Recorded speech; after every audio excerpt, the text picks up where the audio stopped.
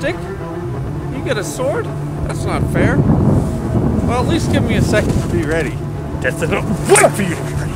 This makes it all fair. Yeah! Yeah! Yeah! Yeah! Tim Burton did not make the best Batman movies. They were made by Nolan. No, they weren't!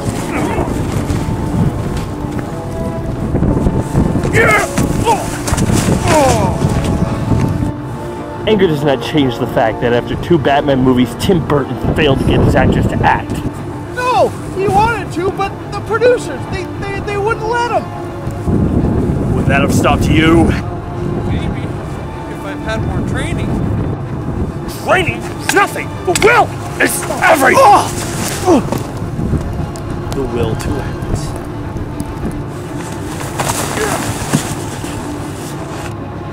You're weak. You haven't beat me, because if you tap the sights in a certain way, you fall in.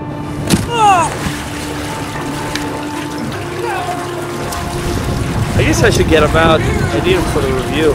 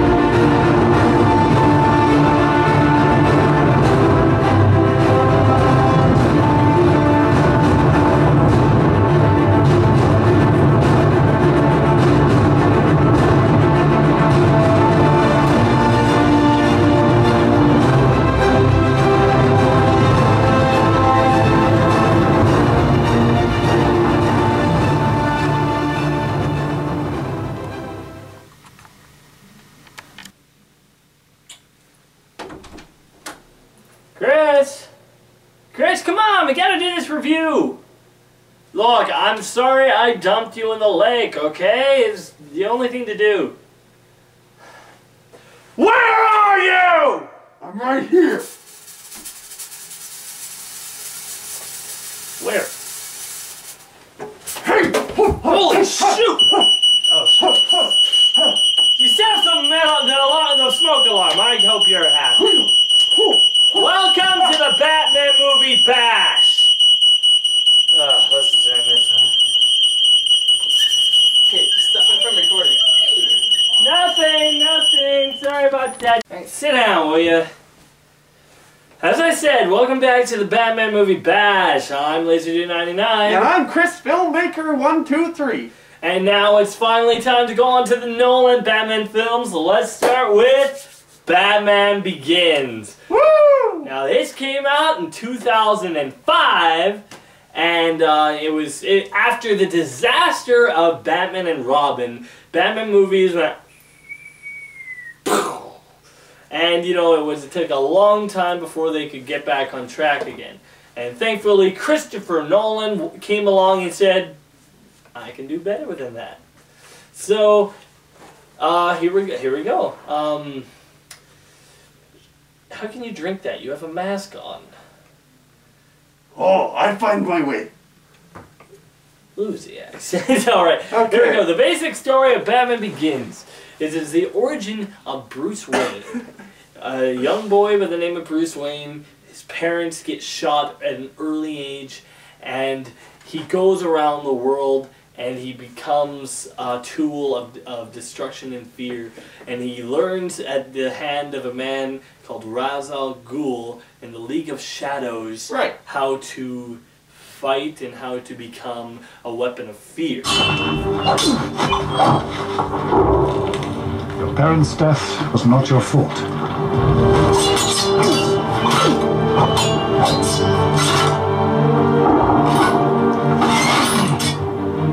It was your father's.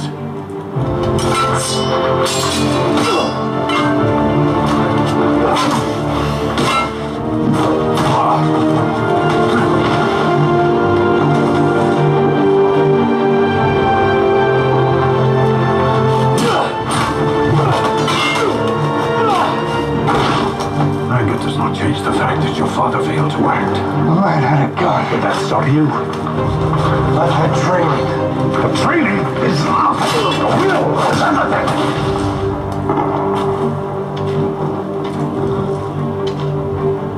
The will to act. And so he goes all, and then he makes his triumphant return back to Gotham, where he rages his war on crime as the Batman. What the hell are you? I'm Batman. Christian Bale stars as Batman. We got Michael Caine as Alfred, Liam Neeson as his mentor Henry Ducard, and Rachel Dawes, played by Katie Holmes. Katie Holmes. So, and of course, the person who plays the scary Scarecrow, Cillian Murphy. So, Chris, I remember when this movie came out, it was really under the radar. Not many people, I barely even heard of it. I remember when you first showed me a picture of the Tumblr, you showed me a picture online, and you're like, yeah, this is going to be the new Batmobile. We didn't even know what it was. We thought it was going to be a new Batman, because before this point, reboots weren't common. The Batman Begins was the film that really restarted the reboots in the franchises, and it was when we saw stuff like the Tumblr and stuff like that. We really didn't. I didn't even realize that this film was being made until the trailers were out. Anyways, when I saw Batman Begins, I was just on the edge of my seat. I was just waiting. I was like, okay, Scarecrow's going to be in this. He's going to do a lot of things and scare a lot of people. And everyone. Exactly. So I was thinking, okay, I want to see that top hat. Why did I say top hat? You mean straw hat? I wanted to see the straw hat. Now, I didn't get to see the straw hat, but I did get to see a pretty gruesome kind of a mask. Would you like to see my mask? I use it in my experiments. Probably not very frightening to a guy like you. With these crazies, you can't stand it. So when did the nut take over the nut house? They scream and they cry. Yeah, I remember that was the one thing I thought, I'm like, wait, he's not going to have an outfit, just a mask? Well, that's not how it was. But let me tell you, because I was watching the movie, and Batman Begins, and I find this, every time I watch it, it has a pace that if you're not paying close attention, you can just be behind it. And you have to catch up with that pace. Because if you're not paying attention, you'll be lost. Anyways, I was watching the scene where Scarecrow comes in and talks to someone, and this is the first time you get to see his mask. And I got to see the mask, and I was like, okay, well, you know, it's interesting, it's different. And then he put the gas on, and the voice, be still. And what does he actually say? He says, you scream, they scream, and they cry, much as you're doing. And now that brought back memories to, like, if you've ever been to a fun house, some fun houses have that voice. And I was like, whoa! I was like, holy crap! And then he laughed, and he was like, and all you could hear is the person going, ah, ah! And I was like, holy crap! I thought that was yeah, that was it. Going. So let's talk about Alfred, because Alfred was very different in this, and very different from Michael Goth. Right, and at first when you're seeing some of the flashbacks that Bruce is having and stuff, you're thinking, well, there's something different about the relationship Bruce has with Alfred. And of course, he's a little bit younger. He's just at his peak, so he's a little bit rebellious. Bruce is a little bit rebellious to Alfred. And you see him react, and you're like, this is a real Alfred. Yeah, this isn't someone that is... It's not, yes sir, okay sir. Yeah, this isn't someone that's going to take Bruce's crap. He's going to tell him straight up. Straight up, this is all that you have left of your family. I prepared the master bedroom. No. My room will be fine. With all due respect, sir, Wayne Manor is your house. No, Alfred, it's my father's house. Your father is dead, Now, this place is a mausoleum. If I have my way, I'll pull the damn thing down brick by brick. This house, Master Wayne, has sheltered 6 generations of your family. Why do you give a damn, Alfred? It's not your family. I give a damn because a good man once made me responsible for what was most precious to him in the whole world. You know, and you're like, holy crap, calm down, Alfred. Michael Caine as Alfred is a great pick. It's truly an inspired choice. Yeah. Like, and it's like one of those things where Alfred in past movies has been sort of a father figure, but he's kind of been a faded one. Here, he's a full-on father figure because he really is the one to take care of Batman. It needs to be there when he falls and to comfort him and to help him on the right path. And it's a good comparison against Ducard, who is, you know, he is a father figure too and encourages him, but he's not really putting him on the right path. And it's a great balance. Yeah, and he does have wit, like, such a charm and yes, stuff. His dialogue so dry with dry humor. I love it. It's charming. Even if they're not laugh out loud moments, he has a nice way about him. So another person we should talk about is Henry Ducard. Sorry, Ducard, played by Liam Neeson. You don't hear his name too much in the film, but he also Liam turns Neeson out is a great choice. Spoiler warning, though, guys. Just in case you haven't seen it, he also turns out to be really Ra's al Ghul. There was a person that you thought was Ra's al Ghul before, but it turns out he was just a decoy. This one's a decoy. Now, if you've loved the animated series, you'll understand. Like, you'll kind of get, if you listen to the voice in the animated series, you might have kind of a notion like, wait, that works if it's Liam Neeson. Anyways, it is. You find out, and everything makes perfect sense. And it is. It's really enjoyable to watch him, how he actually trains Bruce. And this story is, yes, it's different. Nolan brings to the table more interaction. There is 10 times more interaction with the Commissioner in this Batman series. And that's one thing that I think everyone watching these movies will say, good on you, Nolan. Because, of course, for our favorite thing to make fun of here on Batman Movie Bash, except for recently, because he's dead. Well, Tim didn't give a good, he didn't develop Commissioner Gordon that much. And in here, Gary Oldman takes Gordon to exactly where he is in the comic books. It is virtually, especially if you look at Batman Year One, it is nearly virtually right off the page of Gordon. Yep. Every line of dialogue, every gesture, it feels Gordon. Storm's coming.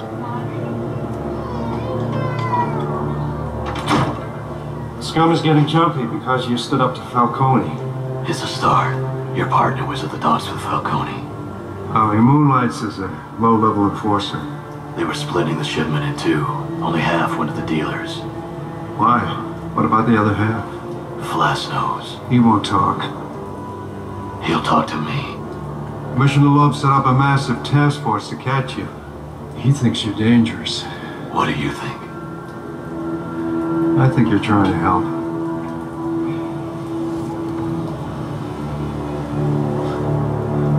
But I've been wrong before. And just so many actors from so many different things, and they all play their roles wonderfully. This movie has one of the best casts ever. I mean, all these great actors. Caine. Michael Caine. Christian Bale. Caine. Bale. Murphy. Who else? Oh, Friedman. Anyways. Holmes? We'll get to that. Anywho, but who else do you want to talk about? Well, we've covered everyone except for Bale. Now, Bale. We haven't covered Lucius Fox. Well, okay, let's bring Lucius in here briefly. Lucius Fox was never that big of a character in the comic books. I mean, at least not to my knowledge. Well, most of the comics that I have are old ones. Now, Kenneth has most of the recent and up-to-date comics. He's got a couple old ones. But I have, like, the old ones. Made, you know, anything before the 80s or up to the 90s is just great. And I have lots with Lucius Fox being in, you know, you get to read, in fact, you get to read and see him as he's on the board. And they got that right. He is on the board, and he does help Bruce out with it. A whole lot of different things. What I was meaning to say was Lucius Fox was never that much of a character in the comic books, but he's actually made so much of a character, bigger than he ever was in the comic books, in this film. He is the person who gives Batman his equipment and gets... Because obviously, in the comic book world, Batman is the expert on everything. He's the expert on mechanics, on science, and on building suits and inventions and all this stuff. But in the real world, it'd be too unrealistic for someone to do that all themselves. Right. So in we come Lucius Fox, the guy to give Batman all of his equipment and all of his... all of the stuff that he's been working on over the past years. At first I was thinking, Lucius Fox, I don't know enough about him, but then I was like, you know, Morgan Freeman played him so well. And he's, you know, he's smart, he has humor that he brings. He did a lot with a little character. Yeah. That's what he did. He did a lot with a little character. If you're uncomfortable, Mr. Wayne, you don't want to tell me exactly what you're doing. When I'm asked, I don't have to lie. But don't think of me as an idiot. Fair enough. What's that? Oh, the tumbler? Oh, you wouldn't be interested in that. Yeah, so let's talk a little bit about Christian Bale as Batman. And I think that he looks like Bruce Wayne. Like, I love he's it. the closest I think he's a great to actually looking like Bruce Wayne. Michael Keaton in some comics, maybe, but most of the time when you look at the comics and you see Bruce Wayne, the closest description is Christian Bale. I think that Christian Bale is a great Batman because in the other films, you don't focus on Bruce Wayne too much. At the very least, you don't get into Bruce Wayne's head. And that was their their biggest problem, is it's hard, they didn't get fully into Bruce Wayne's head. Well, at the very least, I'm not dissing those other movies. Well, at the very least, it was like, Joker killed my parents. Now Two-Face killed my parents. You're just getting people confused. Mr. Freeze killed my parents. Will you shut up? You're getting people confused. They don't get that inside joke. Anyway, anywho, now you made me lose my train of thought. You were saying that Bruce Wayne.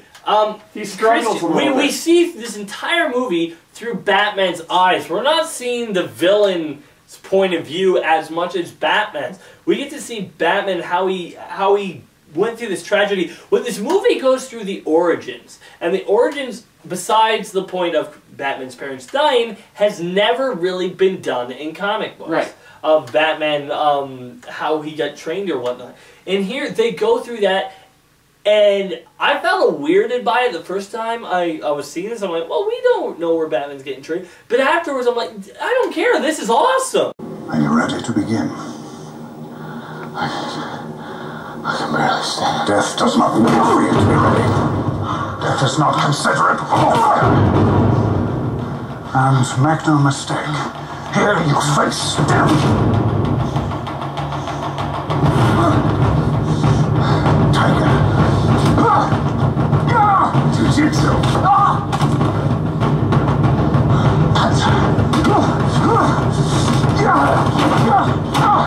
Skills. This is not a dance.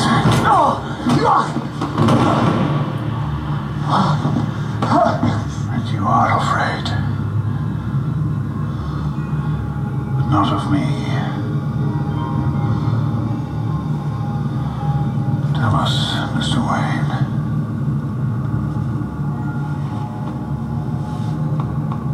What do you fear? Yeah. This entire the origin, and they flash back to his past, and all those flashbacks are handled with care and with delicacy and with, like, the scene where Batman's parents get shot is a real tragic one. Because it's not, oh, excuse me. It's not, you ever dance with the devil in the pale. No, keep in mind, now that worked for the night. But what I mean is, the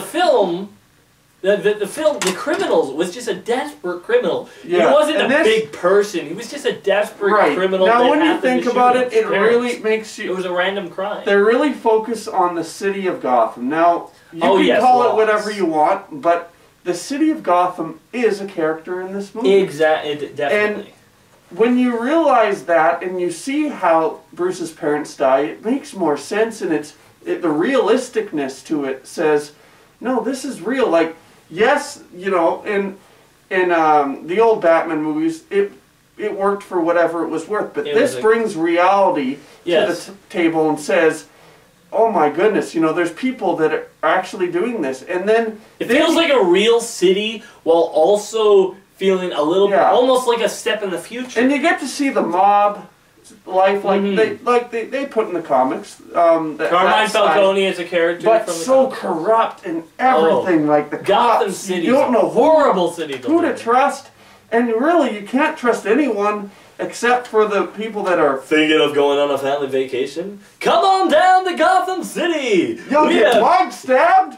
You'll get mugged, stabbed, shot, and your entire body will be blown to smithereens. And your family will die. Your children can have a nice day on the knife slide. Well, you will have a great, horrible day. And you will get a lobotomy by one of our finest inmates at Arkham Asylum. Tell them what they're gonna get, Zaz. God, they're gonna get cut. They're gonna get cut. They're gonna get cut. Okay. Well, jeez. Okay. Moving on. Yeah, Gotham it's not a nice place. But it's such a character in the movie that you forget that it's not a real place in the world. Yeah. So next let's talk a little bit about well, kind of what happens. Before we do that, I kind of want to talk a bit more about Batman. We didn't fully cover him. Oh right. We should talk about Batman, not his Batman. Now, let me just say, in this movie, Batman's voice wasn't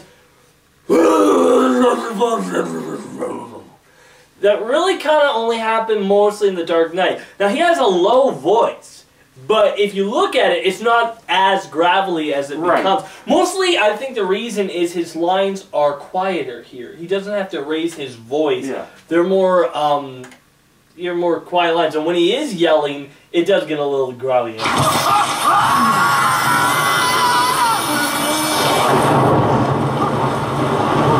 Where were the other drugs going? I never knew. I don't know. I swear to God. Swear to me!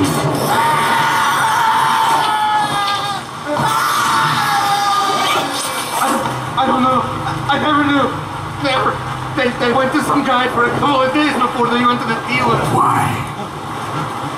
There was something else in the drugs. Something hidden. What? I never went to the drop-off point. It was in the Narrows. Cops only go there when they're in force. Do I look like a cop? But Batman is handled so well here because he's, especially in that first scene where you don't even see him barely throughout the entire fight. You can see these criminals looking which way and that. They have no idea where to turn. Their heart is pumping a mile a minute, and you can tell it's such a weapon of fear he's become.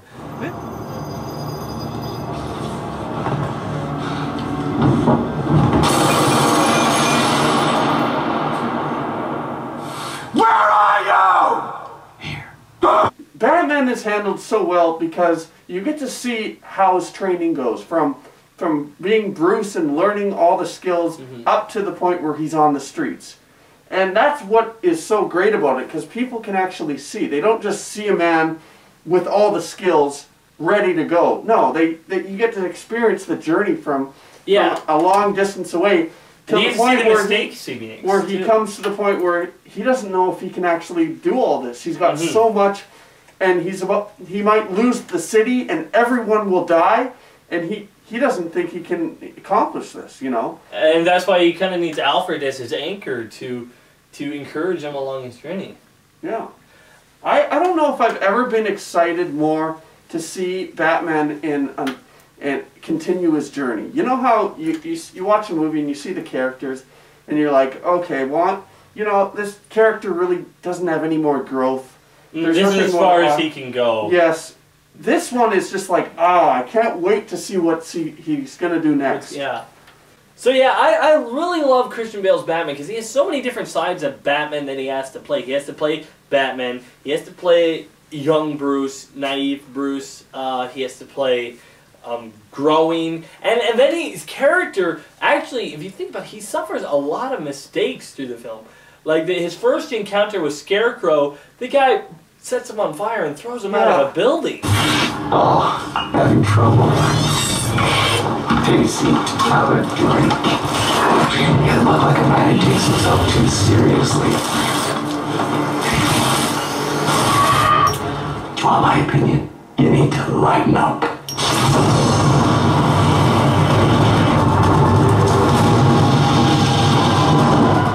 Not really the best. Not a check in the win column right there. Oh, I love that. That is an amazing scene. Because that Scarecrow actually is so awesome. That actually, when I saw that, I was like, that's exactly what Scarecrow needed to be, and that was what the writer got, and that was what Nolan got. He wasn't punching Batman and kicking him. He needed to be strong enough to actually take Batman out. Because really, when you think about it, what's his name? Cillian Murphy? Not Cillian Murphy.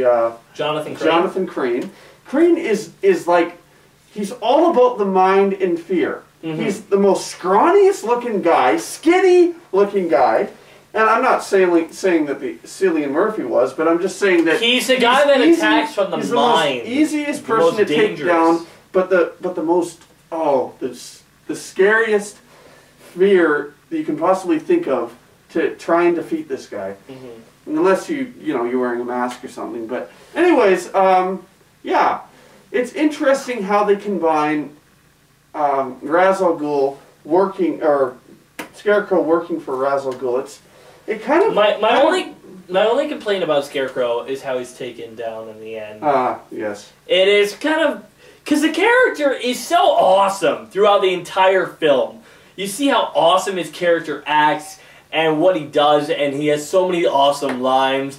You want my advice? You need to lighten up. Just awesome lines like that. And then I am here to Now, keep in mind, he is in the Dark Knight, which he is. Yeah, I know. I'm not going to talk about right now, but later on I'll talk about. But in our next reel. But anyways, I wanted to just to say he's not a head villain. If anyone thinks he is, he's not. He's not the head villain. Ra's al Ghul is a head villain and a main villain, I should say, because he is so. He's the one with the horrible plan to destroy Gotham. He's got a mindset focused on destruction. Okay, what were we going to... Let's talk about the story. Okay. The story it's very different from 1989 Batman film. So many things they handle differently. The Batmobile is different. The Bat suit is different. The Bat signal is different. The Bat signal is different. Yeah, that's one thing. When they have the Bat signal... Yeah, it's actually really blurry. You can just make out the bat symbol rather than the old Batman films. The bat signal was as clear as day. And it wasn't. There was no clouds going on. It was a perfect sphere. I mean, yeah, it was. I guess the #1 word that people use when it comes to Nolan's films are realistic. At least Nolan's Batman films. Yes. This is the realistic Batman. You won't see any ice puns here, I'll tell you. No. No, and so, but so the world though is kind of a little bit of a heightened reality where certain things can exist. It's not fully realistic because we got stuff like Scarecrow's gas. It's not totally out there because it can be contrived by man-made elements, but it's a little strange. Then you got Falcone delivering drugs in teddy bears or stuffed animals. I mean, like I can see that. What's wrong with that? it's just no. I know. I don't even know why I brought that up. But since we're talking about Falcone, Yeah. Even though that guy is this mob boss, he did a great. You know, this movie got that guy. I think. I don't even remember the name of the actor, but I think the guy who did Falcone, I think he brought him up to some higher films because he did a great job playing this mob boss. Yeah. Even though in the comic books, Falcone is Italian. He's referred to as. I just love the line. But he's great. I just love the line that he says, sometimes things just go bad. Now you think because your mommy and your daddy got shot that you know them. Like, everyone in this film has great lines. The dialogue is so well written. You got from the beginning when Batman says, "You're not the devil, you're practice," or when Bruce Wayne says, I should say, to the middle. Training is nothing. The will. Every character has a great and memorable line. It is. Katie Holmes has a memorable line. It's not who you are underneath. It's what you do. Alfred has a memorable line. Why do we false that? Every character has a memorable line, and to the point where it's nearly impossible to pick out a favorite line. Now, I think when I left the theater when I watched this. I said to Kenneth, I was like, that's a Batman movie. Mm-hmm. A part of me felt that I had waited so long to see this. Now, part of me wanted, a little bit of the Tim Burton Batman back, but that's just me, because I have different interests and likes. But I watched that and I was like, that's a Batman movie. And to this day, it remains my second favorite Batman movie. Mm-hmm. Because it's so good. It has everything that I wanted. And the storyline deals with fear. Right up to the beginning from the beginning to the end. It's all themed around fear. It's all themed around fear. Scarecrow himself is a villain of fear. Every one of these characters represents fear in some way, except for probably Alfred. But, we didn't really talk about Katie Holmes. But the thing is, there's not really much to talk about her. Right. Not that she's bad in this film. But her character isn't really that interesting, and you got all the other great actors, great performances, and then you just got Katie Holmes in there. Hey, what are you doing? And it's interesting. It's like seeing a little kid with a big actor, Yeah, it's like neither one bring anyone down. Like Katie Holmes does not, screw up Bale's lines by any means. If you'll notice, you'll see kind of a different way of acting, and when you compare Christian Bale, a very experienced, far more experienced actor, and you see Katie Holmes, it's like if you watch it, it should be seamless. There's no bad line, there's no bad acting, but in a sense, it's like Katie Holmes, I think, wants to be in the smaller limelight, really, because you haven't seen any movies that have been major blockbuster films, and she has not been nominated. If she has, please let me know, but she has not been nominated for an Academy Award. So I'm thinking maybe she wants to be almost every other person in this not in the big limelight, because it's hard. There's lots of stress, but I'm not going to even talk about that. I'll just but basically, just the thing with Katie Holmes is, out of all these other memorable and awesome characters, we get her, and she's a forgettable character. Now we'll talk about Rachel in the next review, but what I think is the thing that I kind of don't. I think like fans kind of didn't really like about her is in the end she's kind of like, I kind of love the man I loved and all this. I'm like, you didn't ever show that you loved Bruce before. We didn't ever get any time with that, Yeah. Like, the only scene we ever see her and Bruce Wayne before he goes off to be Batman, she slaps him in the face twice and says his father would be ashamed of him. Right. So, it's kind of complex. It's like... I just think the love relationship isn't as well developed. The line that she says at the end is... Something like that is said in The Dark Knight, but I'm not even... we'll talk about that later, but... What I want to say is, the way it's ended, it's kind of like, I can't be with you, Bruce, but I can hold your hand, and I can make out with you. Well, okay. I get. Well, I don't think she kissed him and then she said, "No, I can't be with you." Yeah, exactly. Jeez. So bittersweet ending. Anyway, let's talk about. Even though this is a great film, and why don't we talk about the ninja? Oh yeah. Okay, the only thing I really have to say about the ninjas in this film, well, a few things. Number one, that scene where Batman or Bruce is trying to find Ra's al Ghul in that pile of ninjas. That is an intelligent scene. Yeah. Okay, I mean, if you're just like trying to see a guy get his big cannon going out and go, "Hey, motherfucker!" You know, that's, anybody can do that. But that scene, with all the ninjas moving around, you have to pay attention. It forces you to think and to see. And men fear most what they cannot see.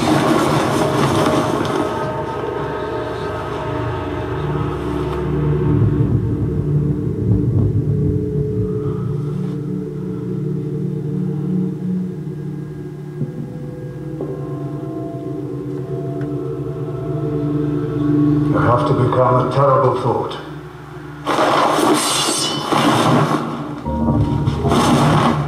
A wraith.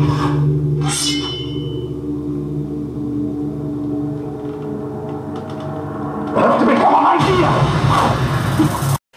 And to see what they're doing. And it's I don't a very know how intelligent Christopher scene. Nolan does it, but that scene could be just put along with Inception. I'm just gonna throw that. I get it could kind of put right into there, and it would be absolutely seamless. Well, maybe not, but Not seamless, but the dreams are the reality that. What the heck is going on over there? Anyway, but what I see what you mean. The style of it is very, very intelligent, but the only other thing I have to say is near the end when Batman has to fight off those 4 ninjas, they have one of the coolest costumes I've ever seen. I mean that mask and the slades and it looks like a ski mask with the breath. I love it. I don't know why. I just love it. What do you have to say about the ninjas? the ninjas offer something that I've been wanting to see for a long time. I'll bring the animated, or Batman the Animated Series to the table. There is kind of a past that that's kind of hinted at in the animated series that, well, Bruce was actually part of. So Batman was training.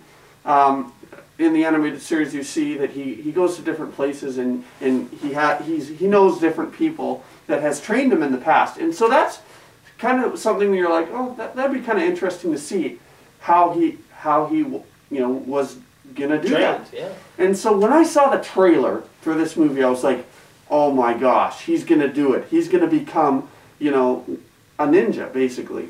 And I was like, that is so cool. That's something I've been wanting to see, and it makes perfect sense.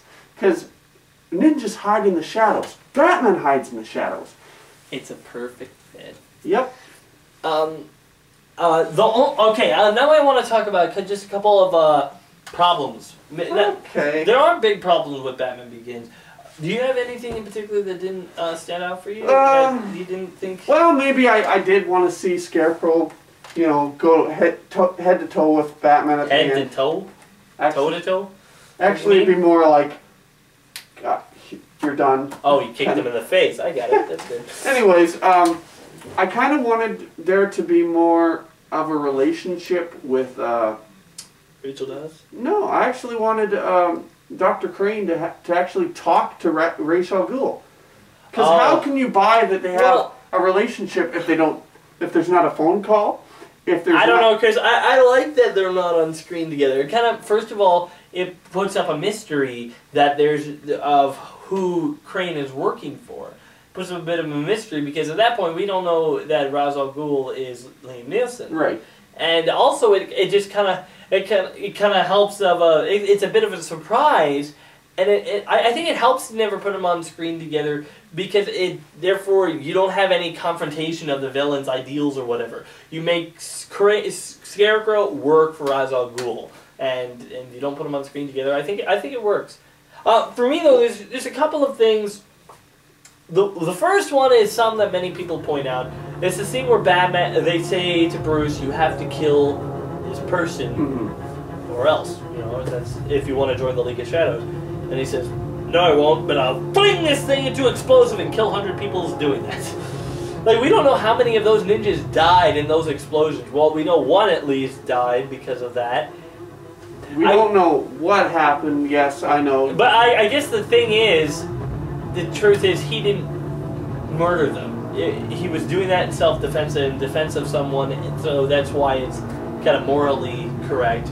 But, you know, I won't kill this one man, but these people are going to die now because of it. But, I think the biggest complaint, though, about Batman Begins, which I think they fixed in The Dark Knight, was the fight scenes were going too fast and you couldn't see everything what happened. And you go, oh, I mean, it was cool in theaters, but on the smaller screen, sometimes it's just hard to see what is going on. I mean, I know. It gets to the point where you don't even know if they're actually doing anything, if the camera's just going like this with Christian Bale just standing there drinking some coffee.